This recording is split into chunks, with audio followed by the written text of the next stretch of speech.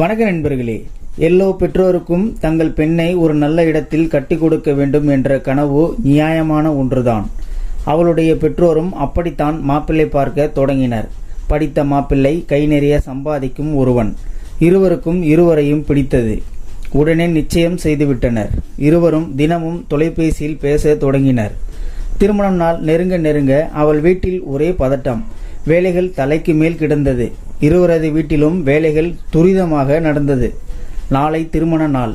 அவளுக்கு மனது என்னவோ போல் இருந்தது. வீட்டை ஒரு முறை சுற்றி பார்க்க வேண்டும் போல் இருந்தது. தினமும் அவருடன் பேசியதில் வீட்டை விட்டு செல்ல போகின்றோம் என்று அவள் அப்போது நினைக்கவில்லை.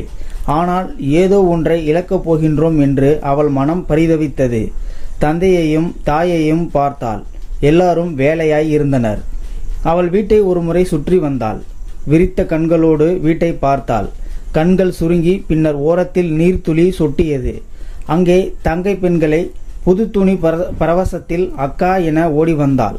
அவளை பார்த்ததும் என்னாச்சிக்கா என்றாள்.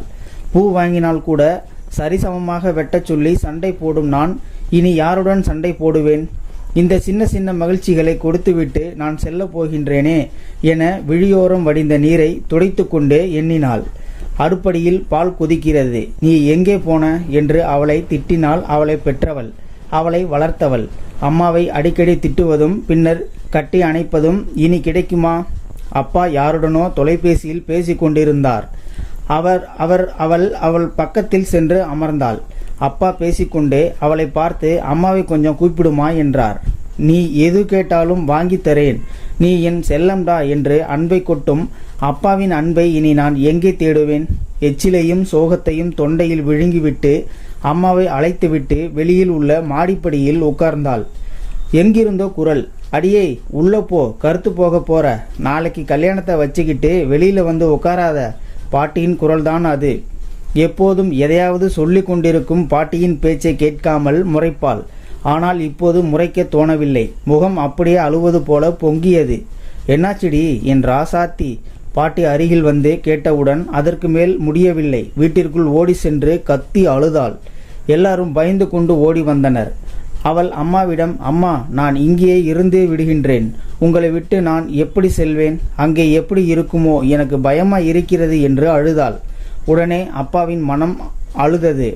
அம்மா சமாதானம் செய்தாள்.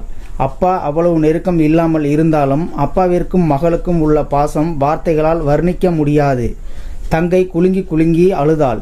அழாதே அக்கா, மாமா உன்னை நல்லா பார்த்துப்பாரு என வெகுழி பேச்சில் சமாதானம் செய்தாள். அன்று இரவு அவளுக்கு பிடித்த அத்தனையும் சமைத்து கொடுத்தாள் அம்மா. ஆனால் அவள் மனம் புண்பட்டு போயிருந்தாள். நாளை திருமணம். போகும் இடம் சொர்க்கமோ இல்லையோ என்றெல்லாம் தெரியாது. ஆனால் வாழ்ந்த ஒரு சொர்க்கத்தை விட்டு மட்டும் அவள் செல்ல போகின்றாள் என்பது தெரிந்தது. ஆணின் திருமணம் என்பது ஆண்கள் வாழ்வில் நடந்த ஒரு நிகழ்வு. ஆனால் ஒவ்வொரு பெண்ணின் வாழ்விலும் அது மாற்றம். அவள் வாழ்ந்த வீட்டில் இருந்து வேரோடு பிடுங்கி எடுத்து மற்றொரு இடத்தில் நட்டு வைப்பதுதான் பெண்ணின் திருமணம். நேசியுங்கள் பெண்களை. ஸோ நண்பர்களே, இந்த வீடியோ பார்த்துட்டு இருக்கிற நீங்கள் இந்த வீடியோ பற்றின கருத்துக்களை கீழே இருக்கிற கமெண்ட் செக்ஷனில் மறக்காமல் சொல்லுங்கள். இந்த வீடியோ பிடிச்சிருந்தா ஒரு லைக் பண்ணிக்கோங்க. இந்த வீடியோ முடிஞ்ச அளவுக்கு மற்றவங்களுக்கும் ஷேர் பண்ணுங்கள். அப்படியே நம்ம சேனலை சப்ஸ்கிரைப் பண்ணிக்கோங்க. மறக்காமல் பெல் சிம்லையும் கிளிக் பண்ணிக்கோங்க. நன்றி, வணக்கம்.